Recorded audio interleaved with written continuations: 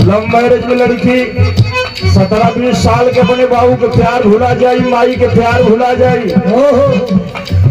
अब भुला के भैया वो 5 महीना वाला 5 महीना वाला प्रेम करके कहे इस बियाह करो महीनारा कुआं ले ले। 2 लड़कियां हैं, एक लव मैरिज हुआ, एक अरेंज मैरिज देखुआरी करके घरे वाले कहे।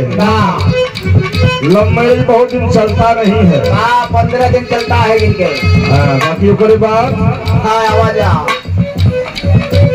तो लड़की ससुराल से आई है। बगल वाली जो लड़की लव मैरिज वाली पूछती आपका पति कैसा मिला है, आपका सास ससुर और आपका परिवार कैसा मिला है। लड़की जवाब देखो एकदम नई नई जमाना का गीत होला।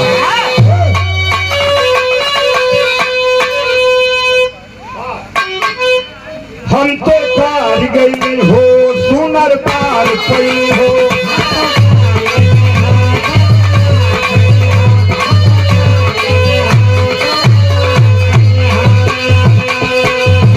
अपने राजू के प्यार में सवर गई हो।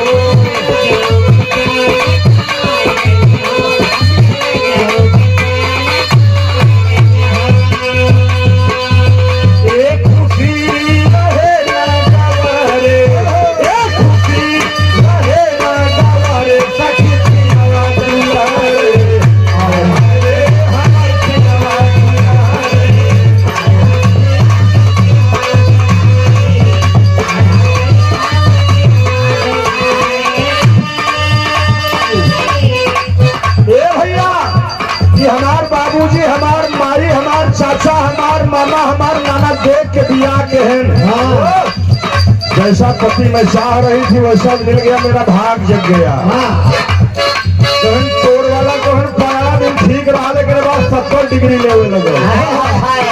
लेके आगे तो तेरी मैया की इस भाषा में बात करने लगा। फिर कहने सुनो मेरा जीवन तो तरलतान हो गया ऐसा पति पाकर। ऐसा पति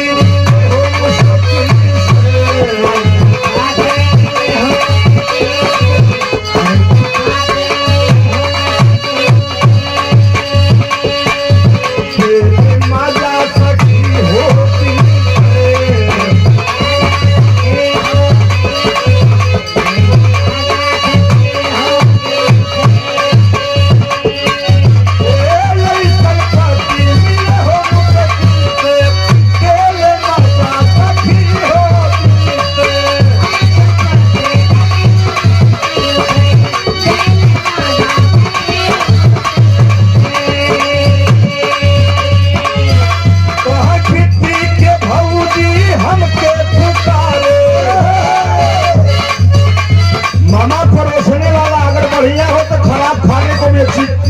तरह से परोस देगा। दुल्हन कह रही कि मेरा नाम मेरा पति नहीं लेता है। यार हमारे हिंदुस्तान में हिंदू में रीत रिवाज है कि अपने दुल्हा के नाम न लेके चाहिए, लेकिन दुल्हवा दुल्हन के नाम न लेके संस्कारी बा।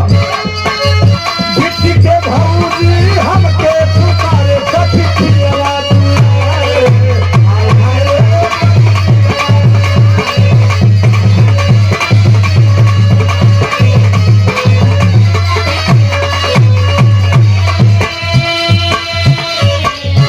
भैया। जब वही पति पत्नी से जुदा होता है सौंदर्य मास्टर, तो फिर में दुल्हन पागल हो जाती है। दुल्हा परदेश दुल्हन देहात में कौन सा बात चलत बा। रात के नींद ना आवत बा कि घोड़े के कैसन काल होत होई। हमार दुल्हन अकेल बा, घर परिवार लंबा बा, बनवत होई खियावत होई गोरू चौआ लड़का परानी। 12 बज जाए लेकिन दुल्हवा के नींद ना आवे। 12 बजे बतला था सुरेंद्र रोवत रोवत भीग गइल बहार।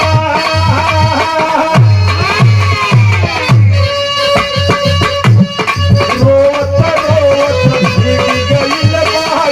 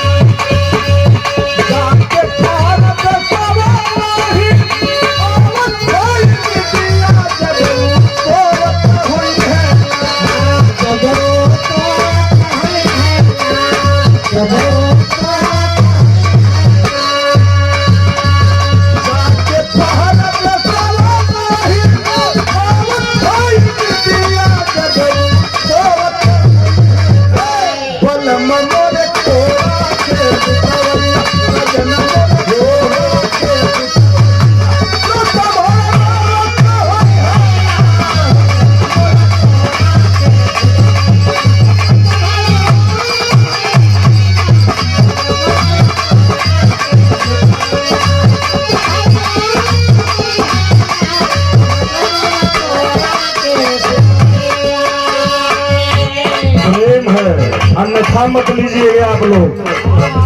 दुल्हा के खूबजोर से मुंह गिलेदार फिराक रहा है और दुल्हन बैठ गलती पलती मार के अपने कोरा में सर धई के हिम गंगे के तेल लेके एकदम मजे मजे में प्रेम है। ये 7 जन्मों का बंधन का प्रेम है, सुरेंद्र मैं बयान नहीं कर सकता। वह कहे बनम और कोरा के सतवैया रात भर नौर के खाई बनवैया हुए। कितना सुखवार माई बाबू कितना बढ़िया से पाल पोस के बड़ा के हैं, लेकिन हाय रे पेट न हो तो भेंट न हो। आज गरीबी में दिन काटत है, लेकिन खर्चा बदे हमारे दुल्हा परदेश है। वह कहा